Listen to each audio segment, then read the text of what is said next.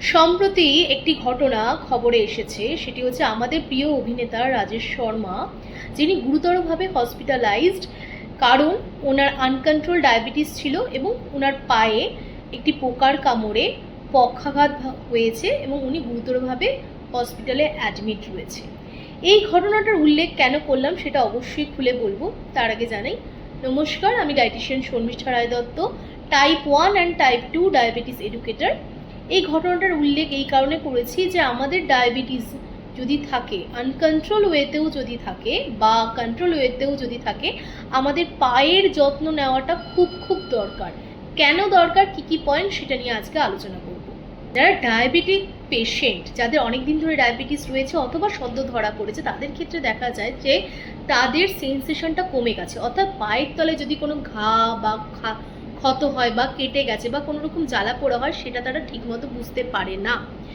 Next হচ্ছে blood circulation, মানে আমাদের পায়ের মধ্যে যে ব্লাড সার্কুলেশন সেটা অনেকটা অংশে নর্মালদের তুলনায় কমে যায়।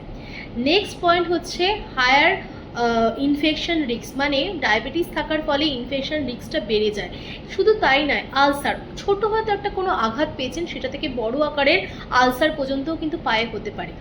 এছাড়া যেটা হচ্ছে অ্যাম্পিউটেশন, অর্থাৎ পা কেটে বাদ দেওয়া পর্যন্তও কিন্তু হয় যদি আপনারা পায়ের যত্ন না নেন। তাহলে পায়ের যত্ন কিভাবে নেবেন সেই পয়েন্টগুলো এখন আমি আপনাদেরকে বলে দিই। এবার কিভাবে যত্ন নেবেন সেটা একটু ভালো করে শুনে নিন।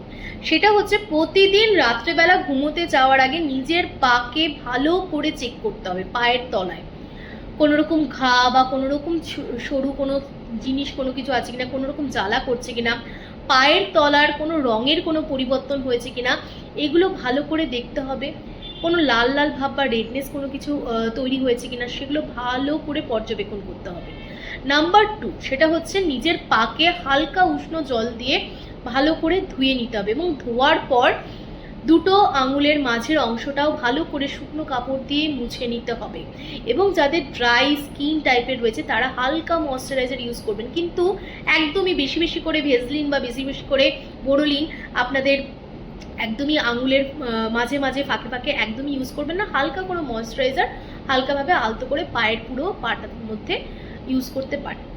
নেক্সট হচ্ছে পায়ের যে যত্ন, সেই জন্য ট্রিম করতে হবে নেলস, মানে নখগুলো যাতে সুন্দর করে কেটে রাখা হয় সেটা। আজকাল ডায়াবেটিক শুজও বেরিয়ে গেছে, সেগুলোকে আপনারা চেষ্টা করলে ইউজ করতে পারেন।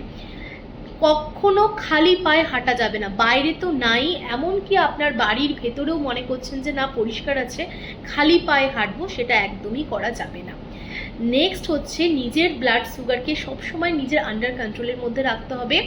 বছরে একবার অন্তত নিজের পায়ের চিকিৎসা করতে হবে যে কোনো ফিজিশিয়ানের দ্বারা, ঠিক আছে?